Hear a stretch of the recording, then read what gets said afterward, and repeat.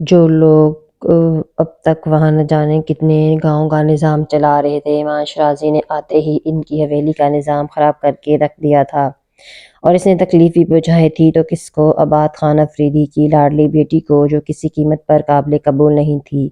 یش ساول اسے لیے اپنے گھر آ گیا تھا۔ راستے میں ان دونوں کے بیچ کوئی بات نہیں ہوئی اور نہ ہی میرال نے اپنے چہرے سے شال کا پلو ہٹایا تھا، وہ خود کو ویسے ہی ڈھانپے ہوئے تھی۔ گھر پہنچ کر یش ساول نے اس سے گیسٹ روم میں جانے کو کہا، جس پر وہ خاموشی سے اس کے بتائے گئے راستے کا تعین کرتے عالیشان بنگلے کے نہایت ہی خوبصورت سے گیسٹ روم میں آ گئی تھی۔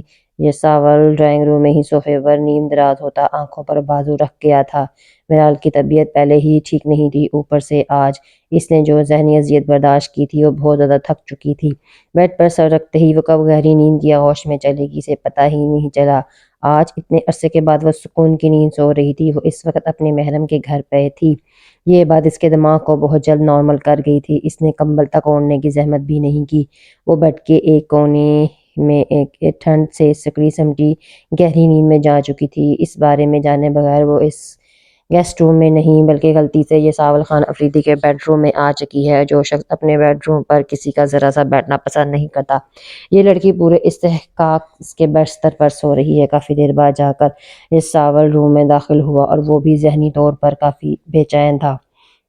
بنا لائٹس آن کیے روم میں جلتے نائٹ بلب کی روشنی میں الماری سے کمبل نکالتا بیڈ کی جانب بڑھ گیا۔ بنا چینج کیے وہ بیڈ پر دراز ہوتا، کمبل اچھے سے اوڑھتا، کروٹ دوسری طرف موڑے آنکھیں موند گیا، اس بات پر غور کیے بغیر کہ اس وقت اس کے پہلو میں اس کی نئی نویلی دلہن سو رہی ہے۔ دونوں کے بیچ فاصلہ بہت کم تھا، پھر بھی دونوں ایک دوسرے کی موجودگی کا احساس نہیں ہوا۔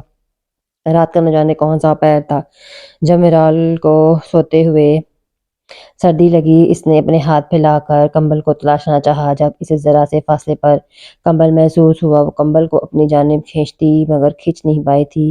ٹھنڈ سے سکڑے سمٹے اس نے آگے کو کھسکتے کمبل کو خود پر اوڑھنا چاہا، مگر آنکھ تو اس کی اس وقت کھلی جب اس کا ہاتھ کمبل کے ساتھ ساتھ کسی فولادی سینے سے ٹکرایا۔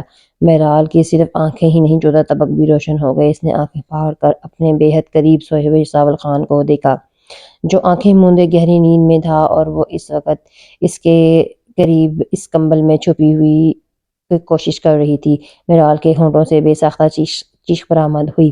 وہ اس وقت ساول کے بہت قریب تھی۔ اس کی چیخ کی آواز ساول کی آنکھ کھلنے کا باعث بنی۔ میرال گھبرا کر وہاں سے اٹھی۔ جب اسی لمحے یہ ساول اس کی کلائی دبوچ کر واپس اپنی جگہ پر کھینچتا بیڈ پر گرا گیا تھا۔ یہ لڑکی اس کے بیڈ پر یہاں اس کے اتنے قریب کیا کر رہی تھی؟ یہ ساول خان افریدی کا دماغ گھوم گیا تھا۔ تم یہاں کیا کر رہی ہو؟ اسے دونوں بازو سے تھام کر اپنے قریب کرتے یہ ساول نے نیم تاریکی میں گھورا، جس میں اس کی دودھیا رنگت جگمگا رہی تھی۔ میں وہ اسے اپنا اتنے قریب جھک کر میرال کا بولنا محال ہوا۔ یہ ساول کا چہرہ اس کے چہرے کے نہایت قریب تھا، اتنا کہ میرال کو اس کی بوجھل سانسوں سے اپنی سانسیں رکتی ہوئی محسوس ہوئی تھیں۔ کیا وہ یہاں کیا کر رہی تھی؟ یہ ساول کی گرفت کے ساتھ ساتھ اس کا لہجہ بھی سخت ہوا۔ بہت مشکل سے اسے کچھ دیر پہلے نیند آئی تھی، مگر یہ لڑکی اس کی نیند کو خراب کرنے کی بہت بڑی قصوروار بن چکی تھی۔ میں سو رہی تھی۔ میرال کی آنکھوں سے بے اختیار آنسو چھلک پڑے۔ وہ اس کے انداز سے بہت زیادہ خوفزدہ ہو گئی تھی۔ اوپر سے جس قدر سختی سے ساول نے اس کے بازو کو تھام رکھا تھا، اسے احساس بھی نہیں تھا کہ اس کی انگلیاں میرال کی جلد میں اترتی محسوس ہو رہی ہیں۔ اس نے جس معصومیت سے جواب دیا، یہ ساول خان افریدی نے لمحہ بھر کے لیے محبوط رہ گیا تھا۔ یہاں کیوں سو رہی تھی؟ یہ ساول نے اس کی زرد رنگت پڑتے دیکھ کر اب نرم لہجے میں پوچھا، مگر اس کی گرفت ابھی بھی نرم نہیں تھی۔ میں نے ہی بھیجا تھا یہاں۔ میرال کے آنکھوں سے آنسو لڑیوں کی طرح بہہ رہے تھے۔ میں نے گیسٹ روم میں سونے کو بھیجا تھا، یہ میرا بیڈ روم ہے۔ یہ ساول کی بات پر اس کی غلافی آنکھیں حیرت اور بے یقینی کے مارے ناقابل یقین حد تک کھل گئی تھی، جو اگلے ہی لمحے ندامت کا شکار ہوئیں۔ جب یہ ساول خان افریدی تو اس لڑکی کی ہر سیکنڈ بدلتی اداؤں کو دیکھ رہ گیا۔ کوئی اتنا معصوم کیسے ہو سکتا ہے؟ مجھے لگا یہ گیسٹ روم ہے۔ میرال کے آنسوؤں میں شدت آ گئی، اس کے گلابی ہونٹ آنسوؤں سے بھیگے مزید دلکش لگ رہے تھے۔ یہ ساول نے بے اختیاری نظریں چرائیں، تو اس میں اتنے رونے کی کیا بات ہے؟ یہ ساول کو اس کی اتنی شدت سے رونے کی وجہ سمجھ نہیں آئی۔ مجھے درد ہو رہا ہے۔ یہ ساول نے اس کا دھیان اپنے بازو کی جانب دلاتے اسے احساس دلایا، جس کا خیال آتے ہی یہ ساول نے جلدی سے اسے اپنی گرفت سے آزاد کرتے دور ہٹا تھا۔ سوری، اسے اب احساس ہوا تھا اس کی گرفت کتنی سخت ہے۔ میرال بھی جلدی سے بیڈ سے اٹھی۔ تم سو جاؤ، میں گیسٹ روم میں سو جاتا ہوں۔ یساول اپنی پیشانی مسلتا بنا اس کی جانب سے کوئی بھی بات سنے روم سے باہر چلا گیا، جبکہ میرال اس کی چوڑی پشت کو گھورتی رہ گئی۔ اس کے روم سے نکلتے ہی میرال بیڈ پر گرتے ہوئے اپنے بے قابو ہوتی دھڑکنوں پر ہاتھ رکھ گئی۔ اس کے دل کو اچانک سے کیا ہو رہا تھا وہ سمجھ نہیں پا رہی تھی۔ وہ بیڈ پر واپس لیٹی یساول کے کمبل کو اپنے ارد گرد اوڑھا، جس میں اڑتی اس شخص کی خوشبو میرال کے حواسوں پر سوار ہو رہی تھی۔ پہلے وہ جس سکون سے سوئی تھی وہ سکون تو اب بھی قائم تھا، مگر نیند اس کی آنکھوں سے کوسوں دور تھی۔ بار بار یساول خان افریدی کا چہرہ اور اس کی آنکھوں کے سامنے آتا اس کے دل کو دھڑکانے کا باعث بن چکا تھا۔ میرال نے اس کے عافیت سے نکلنے کے لیے اپنی آنکھیں سختی سے بند کر لیں، مگر پھر بھی اس کے سحر کی صورت اپنے تصور میں لیے ہوئے تھی۔ یہ بات بلوچ بہت ہی زیادہ غصے میں امان شیرازی کو قتل کرنے کے ارادے سے پاگل ہوا پھر رہا تھا، مگر امان شیرازی اس کے ہاتھ نہیں لگا تھا اب تک۔ وہ اس وقت بنا کسی گارڈ کی حویلی سے گاڑی نکال لایا تھا۔ گاؤں کی خالی سڑکوں پر گاڑی دڑاتے دڑاتے وہ اپنے اندر کے غصے پر قابو پانے کی کوشش کر رہا تھا۔ یہ امان شیرازی نامی شخص نے آتے ساتھ ہی اس کی غیرت کو للکارا تھا۔ وہ اس کی ہونے والی بیوی پر نظر رکھے ہوئے تھا، اور یہ سب جاننے کے باوجود بھی بلوچ کچھ نہیں کر پا رہا تھا۔ یہ اب بات اس کی انا پرست انسان کی اذیت کا باعث تھی۔ اس وقت بھی وہ فل سپیڈ میں گاڑی دوڑا رہا تھا۔ جب بہت مشکلوں سے اس نے گاڑی کا رخ دوسری جانب موڑا تو گاڑی کو درخت سے ٹکر گئی، جس کے نتیجے میں اس کے ماتھے پر گہری چوٹ آئی۔ وہ لڑکی گھبرا کر زمین پر گری تھی، مگر اسے کوئی چوٹ نہیں آئی۔ سائیں آپ ٹھیک ہیں؟ وہ لڑکی شاید عباد بلوچ کو پہچانتی تھی، اس لیے جلدی سے اٹھ کر اس کی جانب بھاگی۔ اس کے ہاتھ میں پکڑا پرس اور باقی چیزیں وہیں نیچے گری تھی، جن کی پرواہ کیے بغیر وہ سیدھی عباد بلوچ کے پاس آئی تھی۔ عباد نے سر اٹھاتے غصے سے گھور کر اس لڑکی کو دیکھا، جو پہلے اس کے راستے میں آئی تھی اور اب اس کے لیے اتنی فکر مند ہو رہی تھی۔ یہ تو وہی جانتا تھا کہ یہ لڑکی کون ہے، مگر اسی لمحے اس لڑکی پر شدید تاؤ آیا۔ وہ پہلے ہی شدید غصے میں تھا، رہی صحیح کسر اس نے پوری کر دی۔ وہ اپنا غصہ نکالنے کے لیے اسے انسان بھی مل گیا۔ عباد دروازہ کھولتے باہر نکلا تھا۔ اس کے یوں ایک جھٹکے سے دروازہ کھلنے پر وہ لڑکی گھبرا کر پیچھے ہوئی۔ تم اندھی ہو کر دکھائی نہیں دیتی؟ اتنی بڑی گاڑی روڈ پر کون چلتا ہے؟ عباد بلوچ کی دھاڑ پر وہ لڑکی سہم گئی، گاڑی کے دروازے سے جا لگی۔ معاف کیجیے گا سائیں، میری غلطی ہے، مجھے دیکھ کر چلنا چاہیے تھا۔ یہ جانتے ہوئے بھی کہ گاڑی فل سپیڈ پر گاڑی ڈرائیو کر رہا تھا، وہ تو صرف روڈ کے کنارے پر چل رہی تھی۔ اس کے باوجود وہ اس کی بات پر اعتراض اٹھائے بغیر ساری غلطی اپنے سر لے گئی۔ اس کا جھکا سر دیکھ کر عباد کی تیز نگاہوں نے اسے گھورا۔ اب جاؤ یہاں سے، یہاں کھڑی کیوں ہو؟ عباد اس کو ہونٹ کاٹتا وہیں جمع دیکھ کر ایک بار پھر سے بھڑکا تھا۔ اس نے نوٹ کیا تھا یہ لڑکی اس کی جانب دیکھنے سے صاف گریزاں تھی، اور وہ اس گاؤں کی کوئی ان پڑھ گنوار لڑکی بھی نہیں لگی تھی۔ اس کے مہذب انداز سے لگ رہا تھا جیسے وہ پڑھی لکھی اور ایک سلجھی ہوئی لڑکی ہے۔ سائیں آپ کے ماتھے سے خون بہہ رہا ہے۔ زمین پر گرتے اس کے خون کے قطروں کو دیکھ کر سامنے کھڑی دیوانی لڑکی کی آنکھوں سے آنسو ٹپک کر زمین پر گرے تو عباد نے اس کے جھکے سر کو گھور کر دیکھا۔ اگر آپ اجازت دیں تو میں آپ کی چوٹ پر مرہم لگا دوں، آپ کا خون بہت زیادہ بہہ رہا ہے۔ اس لڑکی نے انگلی مروڑتے ہونٹ کاٹتے بہت ڈرتے ڈرتے پوچھا۔ اس کی بات پر عباد نے حیرت سے اس کی جانب دیکھا۔ تم مریم پٹی کرنا چاہتی ہو؟ عباد نے سینے پر بازو باندھے اس کے گالوں میں پھسلے آنسوؤں کو دیکھتے سوال کیا۔ جی سائیں جانتی ہوں، اس نے اب کی بار بھی ڈرتے ڈرتے جواب دیا۔ رو کیوں رہی ہو؟ کیا تمہیں چوٹ لگی؟ عباد کو اس کی رونے کی وجہ سمجھ نہیں آئی۔ اس کی بات کے جواب میں لڑکی نے نفی میں سر ہلایا۔ وہ بنا کچھ بولے کچھ فاصلے پر گری اپنی چیزیں اٹھانے کی خاطر بڑھی۔ عباد گاڑی سے ٹیک لگائے اسے دیکھ رہا تھا، جب اس کے ہاتھ میں تھامے سفید کوٹ کو دیکھ کر حیران ہوا۔ کیا یہ لڑکی ڈاکٹر تھی؟ وہ اپنا سامان اٹھائے عباد کے سامنے آن کھڑی ہوئی، مگر وہ بامشکل عباد کے کندھوں تک پہنچ رہی تھی۔ یوں کھڑے رہ کر اس کی ماتھا پٹی کرنا مشکل تھا۔ اسے شش و پنج میں بتا دے کر عباد گاڑی کی پچھلی سیٹ پر جا کر بیٹھ گیا تھا، جس پر وہ بھی جھجکتے ہوئے اس کے پیچھے گاڑی میں اس سے کافی فاصلے پر جا بیٹھی تھی۔ عباد نے نوٹ کیا تھا کہ روئی نکالتے اس کے ہاتھ کانپ رہے تھے۔ عباد خاموشی سے اسے تکے جا رہا تھا۔ سادہ سے کریم کلر کے لباس میں سر پر سلیقے سے دوپٹہ اوڑھے اس نے بڑی سی میرون رنگ شال میں خود کو چھپا رکھا تھا۔ اس کے لباس پر کی گئی بلوچی کڑھائی بہت خوبصورت لگ رہی تھی۔ اس نے سر اٹھاتے اس کا زخم صاف کرنا چاہا۔ جب عباد کو اپنی جانب دیکھتا پا کر وہ مزید کنفیوز ہو گئی۔ وہ اس شخص کے پہلو میں کس طرح بیٹھی تھی، یہ بات کوئی اس کے دل سے پوچھتا ایسے معلوم ہو رہا تھا کہ جیسے ابھی اس کا دل پسلیوں سے توڑ کر باہر آ جائے گا۔ اس لمحے بعد عباد کا اگلی سیٹ پر پڑا موبائل بجا۔ عباد اسے اٹھانے کی خاطر آگے بڑھا۔ وہ لڑکی گھبرا کر پیچھے ہوئی۔ عباد بلوچ کے وجود سے اٹھتی دل فریب مہک اس کے اعصاب پر اثر انداز ہوئی، اس کے سانسوں کو منتشر کر گئی۔ وہ اس کا زخم صاف کرنے کے چکر میں اس کے کافی قریب تھی جب عباد کے موبائل پر اسپیکر سے ابھرتی ہوئی آواز اس لڑکی کی گہری جھیل کی آنکھوں میں خوف کی لکیر اجاگر کر گئی تھی۔ عباد بلوچ کے آدمی اس کی جانب آ رہے تھے۔ اگر یہاں کسی نے اسے عباد بلوچ کے ساتھ یوں دیکھ لیا تو اس کے ساتھ ساتھ اس کے خاندان کی جان خطرے میں پڑ سکتی تھی۔ عباد بلوچ، جو کہ بلوچ حویلی کا سب سے بڑا بیٹا اور اگلا سربراہ بننے والا تھا، اس کا مرتبہ بہت اونچا تھا۔ خان حویلی کی لاڈلی بیٹی اس کی ہونے والی بیوی تھی۔ سامنے بیٹھی لڑکی تو اس کے خاک کے برابر بھی نہ سمجھی جاتی تھی۔ واپس چلے جاؤ تم لوگ، میں بالکل ٹھیک ہوں، جب تک میں نہ کہوں یہاں آنے کی کوشش مت کرنا۔ عباد بنا کہے اس کا خوف سمجھ گیا تھا اور نہ جانے کس احساس کے تحت وہ اپنے آدمیوں کو وہیں روک گیا۔ اس لڑکی کی آنکھوں میں تشکر بھری مسکان ابھری تھی جو اگلے ہی پل معدم ہوئی۔ کیا نام ہے تمہارا؟ عباد کو اب خیال آیا اس کا نام پوچھنے کا۔ الماش، اس لڑکی نے دھیرے سے جواب دیا تھا۔ تم ڈاکٹر ہو، رائٹ؟ عباد نے اگلا سوال کیا۔ جی سائیں۔ اس نے بڑے مشکل سے بات کے ماتھے پر بینڈیج کرتے کرتے ایک بار پھر سر جھکا لیا۔ امیزنگ، اب جا سکتی ہو تم یہاں سے، عباد نے اگلا حکم جاری کیا، جس پر وہ لڑکی بنا کچھ بولے جلدی سے وہاں سے نکل گئی۔ عباد بھی گاڑی سے نکل آیا تھا اور اس کی نگاہوں نے اس لڑکی کا دور تک پیچھا کیا جو واپس سے اپنے چہرے کو ڈھانپے وہاں سے نکل گئی تھی۔ اس نے ایک بار بھی پلٹ کر عباد کی جانب نہیں دیکھا۔ اس کی نگاہوں سے اوجھل ہوتے ہی عباد گاڑی کے ساتھ ٹیک لگا کر کھڑا آسمان کو گھورنے لگا۔ یہ لڑکی کون تھی؟ اور اس کی نگاہوں میں عباد بلوچ کے لیے ایک عجیب سی دیوانگی اور بھرا احساس تھا۔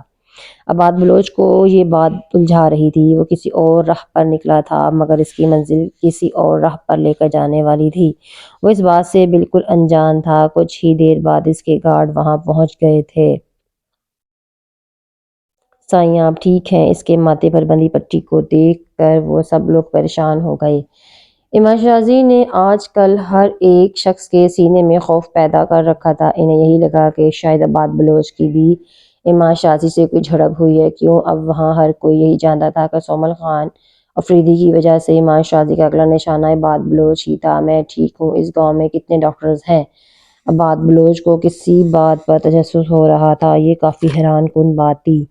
سائیں اس گاؤں میں پہلے تو کوئی ڈاکٹر تھا ہی نہیں مگر پھر آپ کے اسبل میں کام کرتے فیصل داد نے اپنی بیٹی کو شہر بھجوا کر پڑھنے کی درخواست کی تھی۔ آپ اس دن بہت خوش تھے تو آپ نے بڑے سائیں سے بات کر کے فضل داد کو اس کے بعد کی اجازت دے دی تھی۔ ابھی کچھ مہینوں پہلے ہی اس کی بیٹی الماش ڈاکٹر بن کر گاؤں لوٹی ہے اور اس کا سارا خرچہ آپ ہی نے اٹھایا ہے۔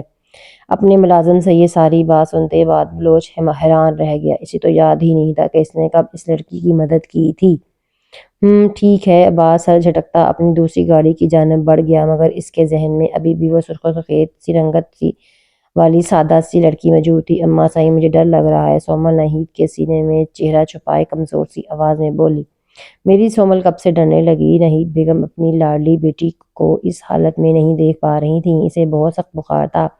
جو کچھ آج اس کے ساتھ ہوا وہ بہت زیادہ خوفزدہ ہو چکی تھی۔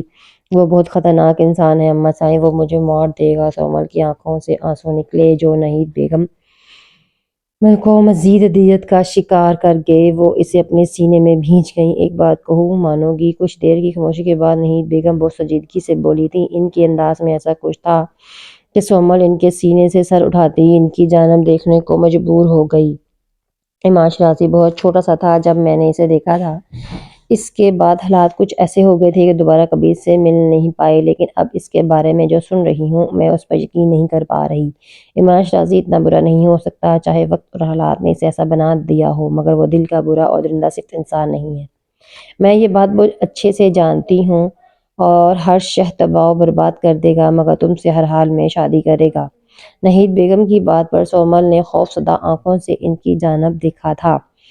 آپ نے اسے بچپن میں دیکھا تھا مگر میں نے اسے اب دیکھا ہے، وہ ویسا ہی ہے۔ اما سائیں جیسے لوگوں نے اس کے بارے میں بتایا ہے، وہ بہت درندہ صفت انسان ہے۔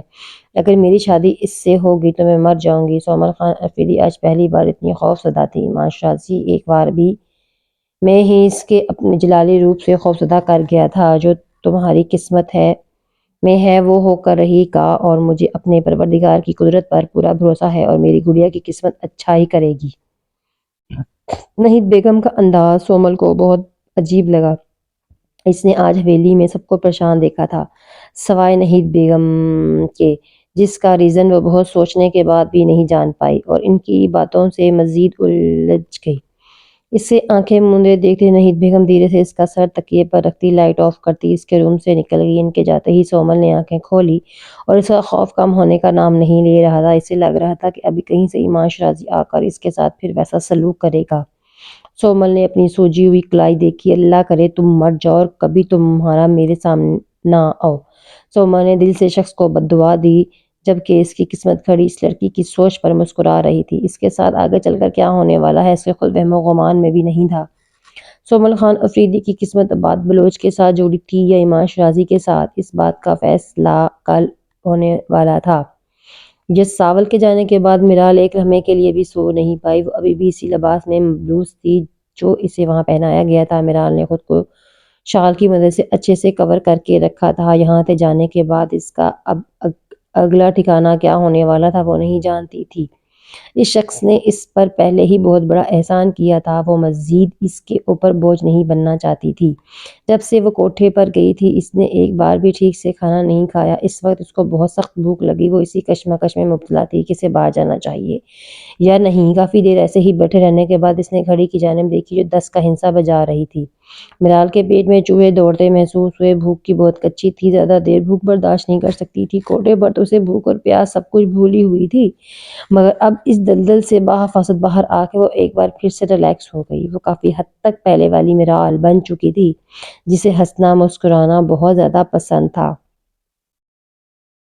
میرال سے مزید صبر نہیں ہو سکا۔ وہ اٹھ کر باہر نکل آئی۔ باہر ہر طرف سناٹا چھایا ہوا تھا۔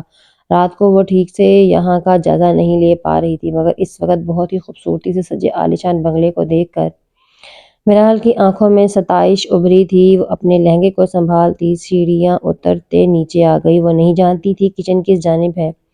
سیڑھیوں کے دائیں جانب جاتے کوریڈور سے آتی مدھم سی آواز پر جلدی سے رخ کیا۔ اب اس بنگلے کی ان بھول بھلائیوں سے خوف محسوس ہو رہا تھا۔ وہ جیسے ہی وہاں موجود روم کا بڑا سا دروازہ دھکیلتی اندر داخل ہوئی۔ سامنے کا منظر دیکھ کر اس کی آنکھوں میں حیرت در آئی۔ وہ بہت ہی جدید قسم کا جم خانہ تھا جس میں ہر طرح کی ایکسرسائز کا مشین رکھی گئی تھیں۔ میرال کو ہمیشہ سے یہ سب دیکھنے کا بہت شوق تھا۔ وہ سسراتی نظروں سے یہ سب دیکھ رہی تھی، یہ دیکھے بغیر کہ وہاں ایک جانب ڈمبل سے اپنے مسلز کی ایکسرسائز کرتے یہ ساول خان افریدی کی نگاہیں اس پر ٹکی تھیں۔ میرال نہیں جانتی تھی کہ وہ اس وقت کسی کی نگاہوں کے حصار میں ہے۔ میرال اپنے لہنگے کو سنبھالتی ٹریڈ مل پر چڑھی تھی۔ اس نے ابھی بٹن آن ہی کیا تھا کہ جب اسے اپنے پیروں تلے سے زمین کھسکتی ہوئی محسوس ہوئی۔ میرال لڑکھڑا کر منہ کے بل ٹریڈ مل سے گرتی جب یہ ساول نے بروقت اس کے قریب آتے اسے بازو سے تھام کر اپنی جانب کھینچ لیا۔ میرال سیدھی اس کے سینے سے جا ٹکرائی۔ وہ اس وقت اتنی ڈر گئی تھی کہ یہ ساول کا سہارا پاتے اس نے اس کی بنیان کو مٹھیوں سے دبوچے ہوئے گہرے گہرے سانس لے رہی تھی اور خود کو نارمل کرنا چاہ رہی تھی۔ وہ خوف کے عالم میں کانپ رہی تھی، مگر اس کی نظر جیسے ہی یہ ساول کے کستوری سینے پر پڑی وہ گھبراہٹ کے مارے ایک دم اس سے دور ہوئی۔ بے دھیانی میں اس کا پاؤں مڑ گیا۔ اس نے گردن میں بازو حائل کرتے واپس اسے اپنی جانب لیا۔ سنبھل کر۔ یہ ساول کے ہونٹوں سے نکلے الفاظ پر میرال نے اس کی جانب دیکھا جو اس کی جانب سے نگاہیں موڑتا اسے اپنی گرفت سے آزاد کر گیا۔ خود کو سنبھالنا سیکھیں مس میرال عالم، ہر بار ساول خان افریدی آپ کی مدد کے لیے موجود نہیں ہوگا۔ سٹینڈ پر لگے ٹاول سے صاف کرتا وہ اپنا چہرے اور سر کو خشک کر کے بنا پلٹ کر ایک نگاہ ڈالے وہاں سے نکل گیا۔ اس کے الفاظ میرال عالم کے دل پر بہت گہرائی سے چبھے تھے۔ یہ شخص بے شک اس کا محسن تھا، مگر اس کے رویے نے میرال کو اتنا تو اخذ کر چکی تھی کہ وہ اتنا مغرور اور گھمنڈی انسان تھا جسے واقعی اپنے سوا کچھ نظر نہیں آتا تھا۔ میرال اس کے پسینے سے شرابور کسوری وجود کو گھورتی اس کے پیچھے نکل آئی۔ اس کی بھوک کی شدت بڑھ گئی، مگر اسے یہ سمجھ نہیں آ رہا تھا کہ وہ اس شخص سے کیسے بات کرے۔ وہ پہلے ہی ابھی کی جانے والی حرکت سے اچھی خاصی شرمندہ ہو گئی تھی، اور جیسے ہی باہر نکلی نہ جانے کہاں سے نکل کر ایک ملازمہ اس کے پاس آئی۔ بی بی جی آپ کا ناشتہ بن گیا ہے، آئیں ناشتہ کر لیں۔ فاخرہ کے اس کے قریب آتے اور اسے ناشتے کا بتا گئی۔ ملازمہ کی نگاہوں میں اس کے لیے بے حد اشتیاق تھا۔ اس نے آج تک اس گھر میں فائقہ کو ہی دیکھا تھا اور کبھی کبھار ساول کی ارینج کی گئی پارٹیز میں فائقہ جیسی ہی لڑکیوں کو دیکھا تھا۔ آج میرال جیسی معصوم اور سادہ دو سی لڑکی کو وہاں دیکھ کر بہت حیران ہوئی۔ وہ نہیں جانتی تھی اس لڑکی کا اس کے صاحب سے کیا رشتہ ہے، مگر جو بھی تھا اسے پہلی نظر میں ہی وہ اپنی مالکن کے روپ میں میرال کو دیکھنا چاہتی تھی۔ وہ نہیں کریں گے ناشتہ؟ میرال ناشتے کی ٹیبل کو بہت زیادہ لوازمات سے سجا دیکھ کر ملازمہ سے ساول کے بارے میں پوچھتے ہوئے بولی، جس کا نام لینے میں اسے جھیل سے جھجک محسوس ہو رہی تھی۔ نہیں صاحب جی، ناشتے میں صرف کافی پیتے ہیں، وہ پی چکے ہیں، انہوں نے مجھے آپ کے لیے ناشتہ بنانے کو کہہ دیا ہے۔ میں آپ کے اٹھنے کا انتظار کر رہی تھی۔ فاخرہ نے ساری تفصیل سے بات بتا دی۔ اس گھر میں کتنے لوگ رہتے ہیں؟ ناشتہ کرتے وقت میرال نے پوچھا۔ صرف صاحب جی رہتے ہیں، فاخرہ نے جواب دیا، اور ان کی فیملی والے۔ میرال کو ملازمہ کی بات پر کافی حیرت ہوئی۔ میں ان کی فیملی کے بارے میں کچھ نہیں جانتی بی بی جی، اس نے گھر میں کبھی کوئی نہیں آیا۔ فاخرہ نے لا علمی کا اظہار کیا تھا، جس پر میرال نے اس بات میں سر ہلایا۔ بی بی جی، آپ کے لیے وہاں اوپر کمرہ سیٹ کر دیا ہے، اور سر نے آپ کے لیے نیو ڈریسز بھی منگوا لیے ہیں، وہ بھی آپ دیکھ لیں۔ اگر ان میں سے کوئی کمی بیشی ہو تو مجھے بتا دیجیے گا۔ اسے ناشتہ کر کے اٹھتے دیکھ ملازمہ نے اس کی معلومات میں اضافہ کیا۔ کون سا کمرہ؟ میرال کو ابھی بھی راستے ٹھیک سے یاد نہیں تھے۔ اسے ڈر تھا کہ کہیں وہ پھر سے ساول کے کمرے میں نہ چلی جائے، اس لیے اس نے فاخرہ کو اپنے ساتھ آنے کو کہا۔ جس ساول کے کمرے کے بالکل ساتھ والا کمرہ اسے دیا گیا۔ میرال کا دل بے اختیار زور سے دھڑکا تھا۔ وہ روم میں داخل ہوئی تھی۔ یہ روم بھی بہت زیادہ پیارا تھا، مگر میرال کو یہ ساول کا روم سب سے زیادہ پسند آیا۔ اس کے روم کے ٹیرس سے باہر کا بہت ہی خوبصورت منظر نظر آتا تھا۔ میرال کو وہ تمام لباس بہت اچھے لگے۔ اس نے جلدی سے شاور لے کر چینج کرتے اپنے ناپسندیدہ لباس سے نجات پائی۔ وہ اس وقت ڈارک براؤن کلر کے سوٹ میں ملبوس تھی، جس کے کناروں پہ ہلکی سی لیس گلے والوں کو کمر پر کھلا چھوڑتے۔ ساول خان افریدی تو اسے گھر لا کر بھول ہی چکا تھا۔ اسے ساول سے بات کرنی تھی، وہ ایسے ہی یہاں رہ کر اس پر بوجھ نہیں بن سکتی تھی۔ اپنے حلیے پر ایک نظر ڈالتے وہ اٹھ کے روم کے جانب بڑی دروازے پر کھڑے ہو کر اس نے دھیرے سے دروازہ نوک کیا۔ اندر جانے سے اسے نہ جانے کیوں خوف محسوس ہو رہا تھا۔ دل عجیب سا احساس کے زیر اثر کانپ رہا تھا۔ ایک بار اس کا دل چاہا کہ وہیں سے پلٹ جائے، مگر اسی لمحے اسے اندر سے ساول کے اندر بلانے کی آواز آئی۔ میرال اپنی مٹھیوں کو بیچے اندر داخل ہوئی، جب سامنے ہی اسے وہ اپنی ریوالونگ چیئر پہ بیٹھا دکھائی دیا۔ اس کی نگاہیں روم میں داخل ہوتی میرال پر جم سی گئیں، جو اس وقت کل سے بہت زیادہ مختلف حلیے میں پیاری لگ رہی تھی۔ اس کے کھلے بال جو کافی حد تک خشک ہو چکے تھے، سر پر دوپٹہ ہونے کے باوجود اس کے معصوم سی بے رویاں چہرے کے گرد بکھری ہوئی تھیں۔ یہ ساول خان افریدی کی گہری نگاہیں اس پر تھیں۔ میرال کو کنفیوز ہوتے دیکھ اس نے اپنی نگاہوں کا زاویہ نہیں بدلا۔ مجھے آپ سے بات کرنی ہے۔ میرال نے وہیں اس کے سامنے کافی فاصلے پر کھڑے ہوتے اپنی بات کا آغاز کیا۔ بیٹھ سکتی ہو تم؟ ساول نے سامنے رکھی کرسی کی جانب اشارہ کیا۔ میرال بنا کچھ بولے خاموشی سے کرسی پر ٹک گئی۔ اس کی ٹانگیں بری طرح کانپ رہی تھیں۔ اسے محسوس ہو رہا تھا کہ اگر وہ زیادہ دیر کھڑی رہی تو گر سکتی ہے، اس لیے اس نے بیٹھنا ہی مناسب سمجھا۔ یہ ساول اس کی جانب دیکھتا اس کے بولنے کا منتظر تھا۔ آپ نے مجھ پر جو احسان کیا ہے میں اسے زندگی بھر نہیں بھول پاؤں گی، مگر میں اب مزید آپ سے کوئی احسان لینا نہیں چاہتی، نہ ہی آپ پر بوجھ بننا چاہتی ہوں۔ اس لیے میں فیصلہ کیا ہے کہ اب مجھے یہاں سے جانا ہے۔ میں آپ کو یہی بتانے آئی ہوں۔ اپنے ہاتھ کی مٹھی کو سختی سے دبوچے میرال نے اپنا فیصلہ سنایا۔ ساول اب بھی خاموش نگاہوں سے اسے دیکھ رہا تھا۔ میری طرف سے تم پر کوئی پابندی نہیں، تم یہاں پر رہنا چاہو یا یہاں سے جانا چاہو، تمہاری اپنی چوائس ہے۔ یہ ساول خان افریدی نے اپنے دل میں اچانک سے اٹھتے عجیب سے احساس کو دباتے ہوئے اپنے مخصوص مغرور لہجے میں جواب دیا۔ وہ اس کی جانب سے نگاہیں پھیرے اپنا سگریٹ سلگا گیا۔ میرال نے نگاہیں اٹھا کر اس کی جانب دیکھا۔ نہ جانے کیوں اسے کہیں نہ کہیں لگا کہ یہ شخص اسے ایک بار تو روکنے کو بولے گا، مگر اس کا یہ بے حسی اور لاپرواہی بھرا انداز میرال کے اندر کہیں دل کے خانے میں ٹھیس پہنچا گیا تھا۔ میرال اسے کن اکھیوں سے دیکھتے وہاں سے اٹھی تھی جب اس کے نتنوں سے سگریٹ کا دھواں ٹکرایا۔ میرال نے فوراً پلٹ کر اس کی جانب دیکھا۔ میرال کو سگریٹ کے دھوئیں سے بہت سخت الرجی تھی، اس وقت بھی ذرا سے دھوئیں سے اسے اپنا سر چکراتا ہوا محسوس ہوا۔ اس نے گرنے کے خوف سے بے اختیار کرسی کو تھام لیا۔ ساول پلٹ کر اس کی جانب دیکھا۔ What happen? اس کی زرد رنگت اور نم ہوتی ہوئی آنکھوں کو دیکھ کر ساول اپنی جگہ اٹھا تھا۔ اس سے پہلے کہ وہ لڑکھڑا کر زمین بوس ہوتی، ساول اس کے قریب آتا اپنی گرفت میں لے گیا۔ کیا ہوا ہے؟ ساول اس کا گال تھپتھپاتے یہ ساول نے اسے ہوش میں لانے کی کوشش کی۔ مجھے الرجی ہے اس کے دھوئیں سے۔ میرال اس کے ہاتھ میں تھامے سگریٹ کی جانب اشارہ کرتی ہوئی اس کے باہوں میں جھول گئی۔ اس کے ارد گرد سگریٹ کا دھواں بہت زیادہ پھیل چکا تھا، جس کی وجہ سے وہ اپنے حواس برقرار نہیں رکھ پائی اور بے ہوش ہو گئی۔ ساول خان افریدی کی باہوں میں لہرا گئی۔ ساول نے اس کا چہرہ تھپتھپایا اور اسے ہوش میں لانے کی پوری کوشش کی، مگر میرال کی سفید پڑتی رنگت بتا رہی تھی کہ اس کی طبیعت زیادہ خراب ہو رہی ہے۔ وہ اسے باہوں میں اٹھاتا وہاں سے نکل آیا، ڈرائیور سے گاڑی نکلواتا وہ اسے سیدھا ہاسپٹل میں لے آیا، اس کی بات پرواہ کیے بغیر کہ لوگ اسے پہچانتے تھے۔ اس کی باہوں میں کسی لڑکی کو دیکھ کر کیا سکینڈل بن سکتا تھا، وہ اس بات سے بھی واقف تھا، مگر اس وقت نہ جانے کیوں اس نے ان باتوں کو اہمیت نہیں دی۔ میرال کو یوں باہوں میں اٹھائے وہ ہاسپٹل داخل ہوا۔ ساول خان افریدی کی شناخت کرتے کچھ لوگ اس کی تصویر لینا شروع ہو گئے۔ میرال کا پورا وجود ٹھنڈا پڑ چکا۔ اس کا ٹریٹمنٹ فوراً سے سٹارٹ کر دیا گیا۔ ساول باہر ہی موجود تھا جب اس کے نمبر پر آمنہ بیگم کی کال رسیو ہوئی۔ ڈاکٹر آمنہ، آپ شاید بھول چکی ہیں، آپ نے مجھے کوئی فیور مانگی تھی جو میں پوری کر چکا ہوں۔ اب آپ کے ارادے کیا ہیں؟ ساول نے انہیں احساس دلایا جو اس لڑکی کو لانے کا کہتے اب بالکل بھول چکی تھی۔ وہ صبح یہ ساول کے گھر آنا چاہتی تھی، مگر کسی سیمینار کے سلسلے میں انہیں آؤٹ آف کنٹری جانا پڑا، جہاں انہیں 10-15 دن تو آرام سے لگنے والے تھے۔ I'm sorry، میں بہت جلدی آؤں گی، میرال کو اپنے ساتھ لے جاؤں گی، پلیز اس کا بھی انہی دنوں خیال رکھنا۔ تمہیں خیال رکھنا آتا تو نہیں ہے، مگر پھر بھی خیال رکھنے کی کوشش کرنا۔ آمنہ بیگم نے اپنی مجبوری بیان کرتے ہوئے آخر میں اسے چھیڑا۔ وہ ان دونوں کے نکاح سے بے خبر تھیں۔ ساول انہیں گھر آنے پر ساری بات بتانے کا ارادہ رکھتا تھا۔ اس نے جیسے ہی فون بند کیا، اسے ایک ڈاکٹر اپنی جانب آتی دکھائی دی۔ کیا وہ آپ کی وائف ہیں؟ وہ ڈاکٹر جو ساول خان افریدی کی شخصیت کے بارے میں جانتی تھی، اس لیے حیرت بھرے سوالیہ نگاہوں سے اسے دیکھتے ہوئے بولی۔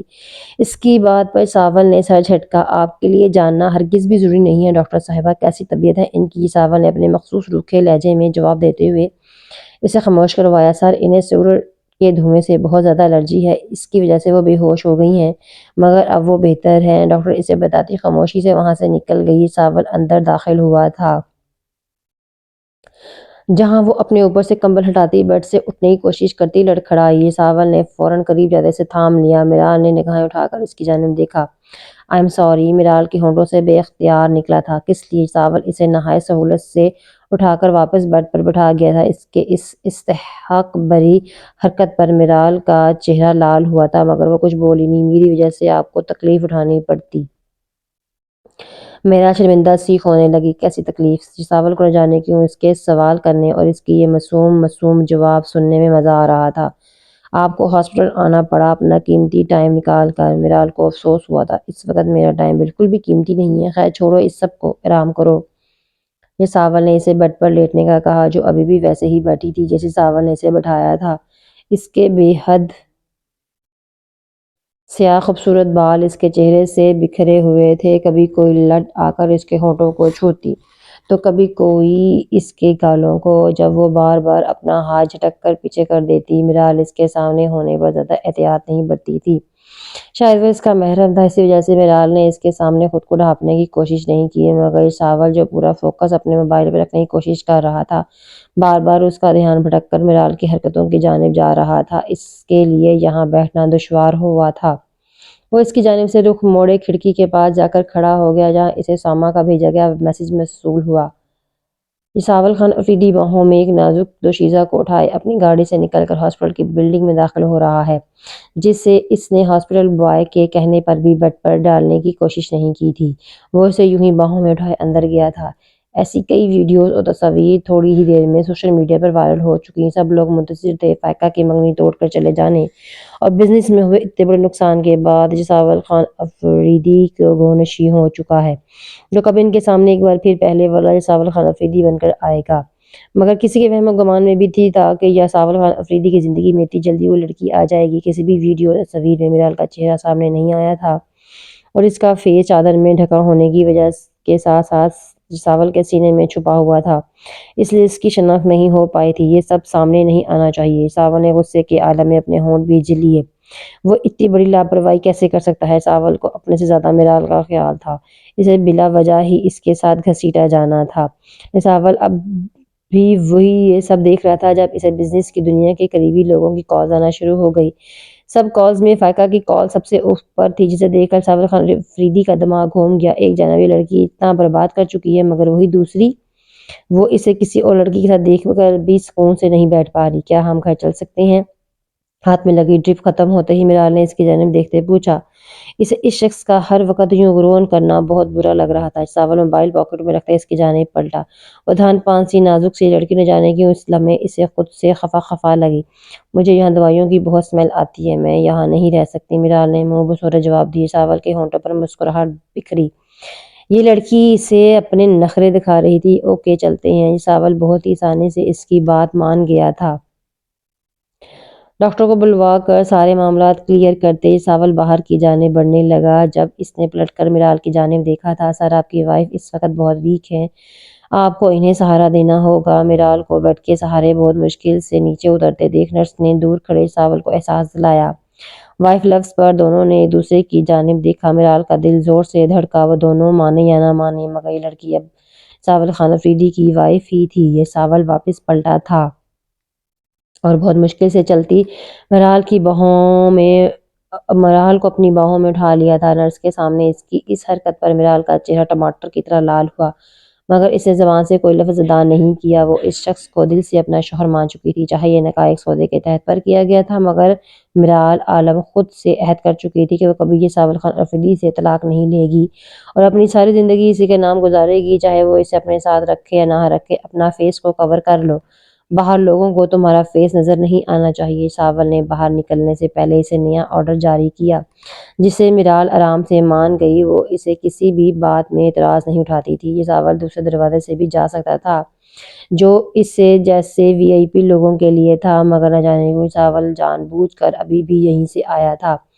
یہ ساول کو باہر آتا دیکھ میڈیا والے بھاگ کر اس کے قریب آئے، مگر تب تک گارڈز انہیں روک چکے تھے۔ ساول کی باہوں میں اب بھی اس لڑکی کو دیکھ کر ان سب نے اس لڑکی کا چہرہ دیکھنے کی بہت کوشش کی، مگر ساول خان افریدی نے بہت آرام سے اس کو کور کیا ہوا تھا۔ میرال اتنی بھیڑ دیکھ کر گھبرا گئی۔ اس نے اس بارے میں تو سوچا ہی نہیں تھا کہ ساول خان افریدی ایک بہت بڑا بزنس مین ہے اور لوگوں کے لیے ایک جانی مانی شخصیت۔ یہ سب اس کے بزنس پر کیسا اثر ڈال سکتا ہے؟ I am sorry. ساول نے گاڑی جیسے ہی وہاں سے نکالی، میرال نے ایک بار پھر اسے یہ دو لفظ استعمال کیے۔ میرال نے گردن موڑ کر اس کی جانب دیکھا جو اس کے بالکل قریب تھی۔ کس لیے؟ یہ ساول خان افریدی جس کے لیے سوری کہنا اتنا مشکل امر تھا، اپنی بیوی کے منہ سے نہ جانے کتنی بار سوری سننے کے بعد وہ اپنی مسکراہٹ پر قابو نہیں رکھ پایا تھا۔ اس کے مطابق سوری بولنا اگلے کے آگے جھکنے کے برابر ہے، مگر وہ یہ نہیں جانتا تھا میرال عالم ہر ایک کے سامنے ایسے نہیں جھکتی۔ اس کا یہ روپ صرف اور صرف اپنے اس محسن کے سامنے تھا، جو نہ جانے کیوں ایسا اسے بہت مغرور انداز کے باوجود بھی عزیز ہوتا جا رہا تھا۔ میری وجہ سے آپ کا امیج خراب ہو رہا ہے۔ میرال کو شدت سے افسوس ہوا۔ ڈونٹ وری، میرا امیج پہلے ہی کافی خراب ہے۔ ساول نے اس کی پریشانی دور کر دی۔ کیوں؟ آپ تو اتنے اچھے ہیں، پھر آپ کا امیج کیوں خراب ہے؟ میرال کو اس کا اپنے لیے یہ کہنا اچھا نہ لگا۔ وہ ڈرائیونگ کر رہا تھا جب میرال جگہ اس کی مغرور نقوش اور وجیح چہرے کو دیکھ رہی تھی۔ اس نے اپنی لائف میں اب تک ایسا مکمل مرد نہیں دیکھا تھا، جو شاندار پرسنالٹی کا مالک ہونے کے ساتھ ساتھ دل کا بھی اتنا پیارا ہو، جو عورتوں کی عزت دینا بہت اچھے سے جانتا تھا۔ میرال کی بات پر ساول خان افریدی کے ہونٹوں پر زخمی مسکراہٹ بکھری۔ میں اچھا انسان بالکل بھی نہیں ہوں، بہت ساری خامیاں ہیں میرے اندر، جس کی وجہ سے لوگ میرے قریب رہنا پسند نہیں کرتے۔ ساول نے آج تک اپنے دل کی بات فائقہ تک سے شیئر نہیں کی تھی، مگر انجانے کیوں میرال کے ساتھ بات کرتے کرتے اس کو بہت اچھا لگ رہا تھا۔ خامیاں تو ہر انسان میں ہوتی ہیں نا، اس کا یہ مطلب تو نہیں ہوتا کہ وہ انسان برا ہے یا اس کے قریب نہیں رہا جا سکتا۔ جو لوگ آپ سے سچے دل سے پیار کرتے ہیں، آپ چاہیں جتنے بھی برے بن جائیں، وہ آپ کو کبھی چھوڑ کر نہیں جائیں گے۔ جو آپ کی خامیوں کی وجہ سے آپ کو چھوڑ کر گئے ہیں، تو آپ یہ سمجھیں کہ وہ لوگ آپ کو ڈیزرو نہیں کرتے اور نہ ہی آپ سے پیار کرتے ہیں، کیونکہ اگر انہیں آپ کی خامیوں سے مسئلہ ہوتا تو وہ انہیں پیار سے بدلنے کی کوشش کر سکتے تھے۔ میرال کو یہ ساول کا خود کو برا کہنا اچھا نہیں لگا اور اس کی باتیں ساول کو اچھی لگنے لگی۔ یہ سب کہنا بہت آسان ہے مگر کرنا بہت مشکل۔ آج کل کے اس دور میں سچے دل سے چاہنے والے لوگ بہت کم ہیں۔ ساول نے اس کی بات کو مذاق میں اڑایا۔ ایسا نہیں ہے، آپ آزما کر دیکھ سکتے ہیں۔ میرال کے ہونٹوں سے بے اختیار نکلا۔ اسی لمحے ساول نے مڑ کر اس کی جانب دیکھا۔ میرال گھبرا کر فوراً سے نگاہیں پھیر گئی۔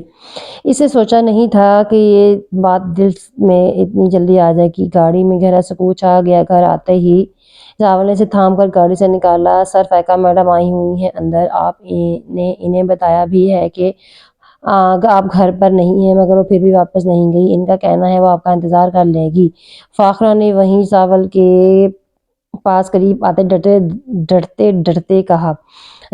میرال نے نگاہیں موڑ کر ساول کی جانب دیکھا جس کے چہرے پر سرد اور سپاٹ تھا۔ اس شخص کے نزدیک وہ کچھ بھی نہیں تھی مگر اس کا دل نہ جانے کیوں ساول خان افریدی کو اپنا بنانے پر بضد تھا۔ اس کا یوں چھوڑ کر جانا میرال کے دل کو بہت گہرائی میں چبھا۔ آنکھوں کے گوشے میں نمی آ ٹھہری۔ فائقہ میڈم اور سر ایک دوسرے کو بہت پسند کرتے ہیں۔ ان دونوں میں آج کل بہت بڑی لڑائی چل رہی ہے جس کی وجہ سے فائقہ میڈم نے سر سے اپنی منگنی توڑ دی ہے اور ان کی کمپنی کو بہت نقصان پہنچایا ہے، لیکن اس کے باوجود نیوز میں سر کو آپ کے ساتھ دیکھ کر وہ فوراً یہاں آ گئیں۔ اس نے سر کو بہت بڑا دھوکہ دیا، سر کی سالوں کی محنت برباد کر دی۔ سر کو چاہیے تو نہیں ہے کہ وہ اب اس لڑکی کو معاف کریں جو آگے چل کر انہیں اس سے بھی زیادہ نقصان پہنچائے گی۔ سر آپ جیسی پہلی لڑکی ڈیزرو کرتے ہیں، خدا کرے آپ دونوں کی جوڑی بن جائے۔ فاخرہ نے دل میں اپنے مالک کے لیے بے پناہ محبت تھی اور اس نے میرال کے پوچھے بغیر ہی ساول کی زندگی کے بارے میں سب کچھ بتا دیا۔ جو سنتے ہی میرال کو بہت دکھ ہوا۔ وہ اتنا اچھا انسان تھا، اسے زندگی کی خوشی ملنی چاہیے۔ فاخرہ میرال کو تھامے اندر آئی۔ ڈرائنگ روم میں ان دونوں کے بولنے کی اونچی اونچی آوازیں آ رہی تھیں۔ میرال وہیں لانچ میں رکھی گئی تھی۔ یہ غیر اخلاقی حرکت تھی مگر پھر بھی سننا چاہتی تھی کہ اس کے شوہر کی زندگی میں آخر چل کیا رہا ہے۔ وہ جس لڑکی سے محبت کرتا ہے وہ اس کے لیے ٹھیک تھی، اور کیا میرال ان دونوں کو ملوانے کے لیے کچھ کر سکتی ہے؟ تم سے بڑا دھوکے باز، گھمنڈی، خود پرست انسان اس ساری دنیا میں کوئی نہیں ہو سکتا۔ تم نے مجھے دھوکہ دیا ہے، میں پوری دنیا کو بتاؤں گی تمہاری زندگی میں کوئی اور لڑکی تھی اور تم مجھ سے جھوٹ بولتے رہے۔ تمہیں چھوڑ کر جانے پر پوری دنیا کے سامنے میں مریب بن رہی ہوں، مگر اصل سچ تو یہ ہے کہ ساول خان افریدی بہت بڑا گیم پلانر ہے۔ فائقہ غصے سے پاگل ہوتی ہوئی جو منہ میں آ رہا تھا بولے جا رہی تھی، مگر میرال کو ساول کی آواز سنائی نہیں دی۔ خان حویلی میں اس وقت گہرا سناٹا چھایا ہوا تھا۔ آج جو بھی اس حویلی میں ہوا تھا وہ کسی قیمت پر بھی ان کے لیے قابل قبول نہیں تھا۔ ان کا دشمن ان کے گھر میں آ کر ان کی بیٹی کو ہراساں کر کے گیا تھا اور ساتھ ہی ساتھ ان کی غیرت کو بری طرح سے للکار کر گیا۔ کل عباد بلوچ اور سومل افریدی کا نکاح ہوگا اور دیکھتا ہوں کون روکتا ہے۔ جہاں بھی ماں شیرازی اس کے کسی بھی آدمی کو دیکھیں اسے وہاں گولیوں سے بھون ڈالیں۔ عباس خان افریدی کے سنائے گئے فیصلے پر وہاں موجود تمام افراد سر ہلا گئے۔ ان حالات میں یہ فیصلہ بہت اہم تھا۔ اب پانی سر سے گزر چکا ہے۔ اس سے پہلے کہ ماں شیرازی اپنے ناپاک ارادوں میں کامیاب ہوتا، ان سب نے بھی اپنی پوری تیاری کر لی تھی۔ عباس افریدی نے ماں شیرازی کو قتل کروانے کے لیے پورے علاقے میں اپنے آدمی پھیلا دیے تاکہ ایمان کو حویلی پہنچنا ہی نہ دیا جائے۔ وہ اپنی لاڈلی بیٹی کی شادی بہت دھوم دھام سے کرنا چاہتے تھے، جس کی خواہش ان کے ان حالات میں وہ پورا کرنے کا ارادہ رکھتے تھے۔ ان کے فیصلے کے ساتھ ہی ہر طرف تیاریاں شروع کر دی گئیں۔ یہ خبر ہر طرف پھیلی گئی اور ساتھ ہی الماش فضل داغ کے دل پر بھی قیامت ڈھا گئی۔ وہ نہ جانے کب سے عباد بلوچ کی محبت کو اپنے دل میں بسائے بیٹھی تھی، یہ جانتے ہوئے بھی وہ شخص تک نہیں پہنچ سکتی۔ الماش آج تو ہاسپٹل سے چھٹی کر لو، ہم سب کو بڑی بی بی نے بلوچ حویلی بلوایا ہے، تم بھی چلو، بہت مزہ آئے گا۔ الماش ہاسپٹل جانے کے لیے تیار ہو رہی تھی جب اس کی دوست حلیمہ اس کے پاس آئی اور اس سے کوٹ اور پرس لے کر واپس رکھتی اسے اپنے ساتھ کھینچتے ہوئے بولی، کیوں بی بی سائن نے ہمیں کیوں بلایا ہے بھلا؟ الماش جان بوجھ کر انجان بن گئی۔ آج تمہارے عباد بلوچ کا نکاح ہے اور وہ چاہتی ہیں کہ تم اس حویلی کو اپنے رقص سے مزید چار چاند لگاؤ۔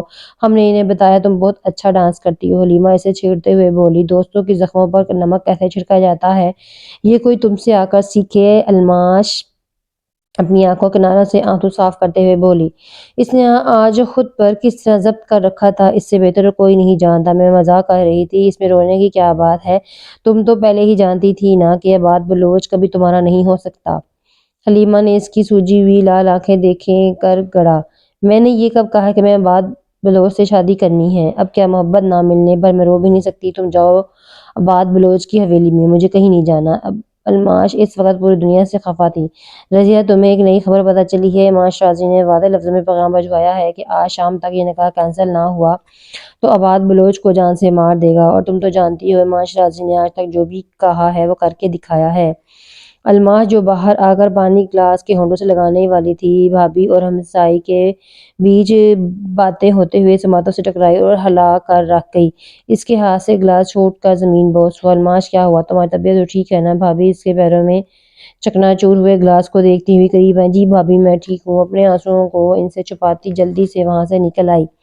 ہر وقت اس ڈاکٹری کے کام میں لگی رہتی ہو، اپنا تو خیال رکھنا بھول ہی گئی ہو۔ باہر نکلتے ہی اس کی سماعت اس کے بھابھی کے الفاظ سے ٹکرائے تھے۔ وہ گھر سے نکلی، کھلے میدانوں میں گزرتی ہوئی اتنی سوچ میں ڈوبی تھی کہ وہ ایسا کیا کرے جسے عباد بلوچ کو کچھ نہ ہو۔ بہت اچھے سے جانتی تھی امام شازی کی جانب سے ملنے والی دھمکی کے بعد عباد بلوچ کسی قیمت پر نکاح سے پیچھے نہیں ہٹنے والا تھا۔ امام شازی اپنی دھمکی پر عمل پیرا ہو کر کچھ بھی کر سکتا ہے۔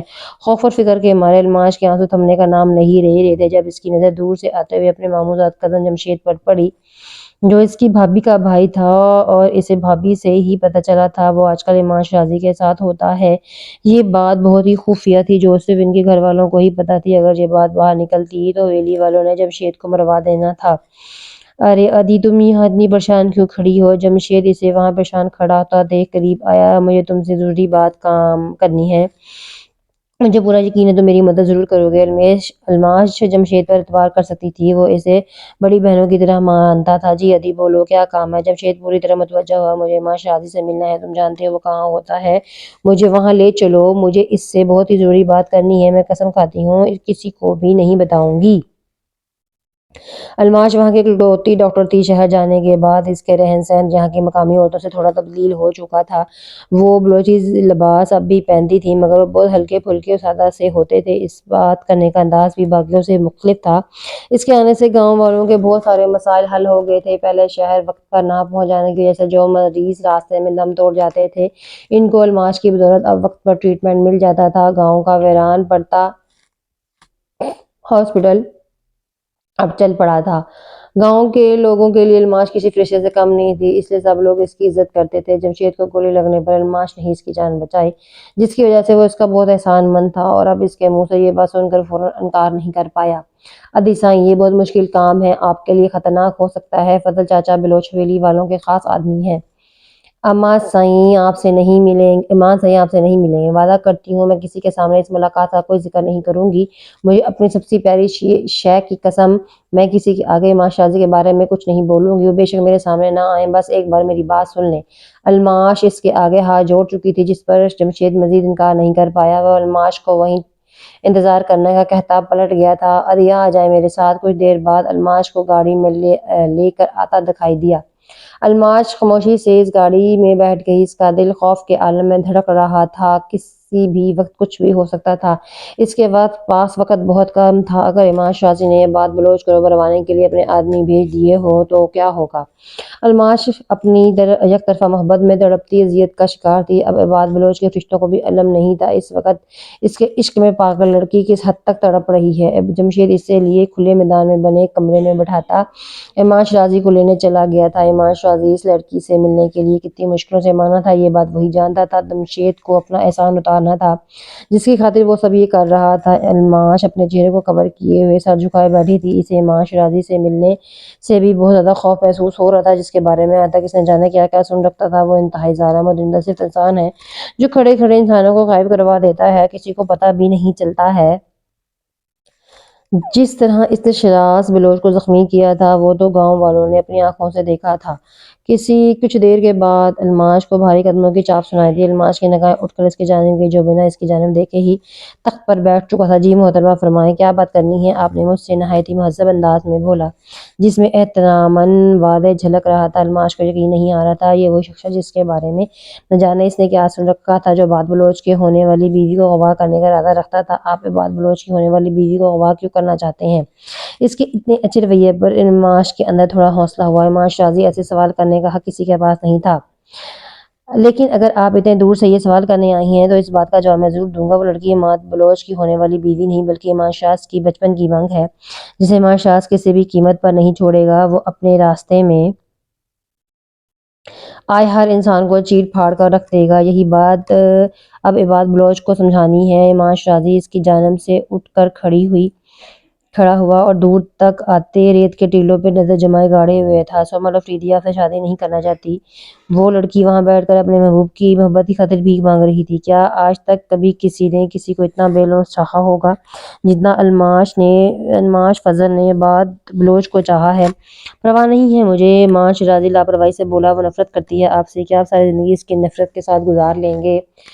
الماش ابھی بھی اسے منانے کی خاطر آخری کوشش کر رہی تھی۔ گزارا کرنا تب مشکل ہوتا جب مجھے اس سے محبت ہوتی۔ دو لوگ جو ایک دوسرے سے نفرت کرتے ہیں تو دوسرے کے ساتھ اچھا وقت گزار سکتے ہیں۔ میرے دل میں سومل خان افریدی کے لیے کوئی محبت نہیں۔ ایمان شرازی دو ٹوک لہجے میں بولا تھا۔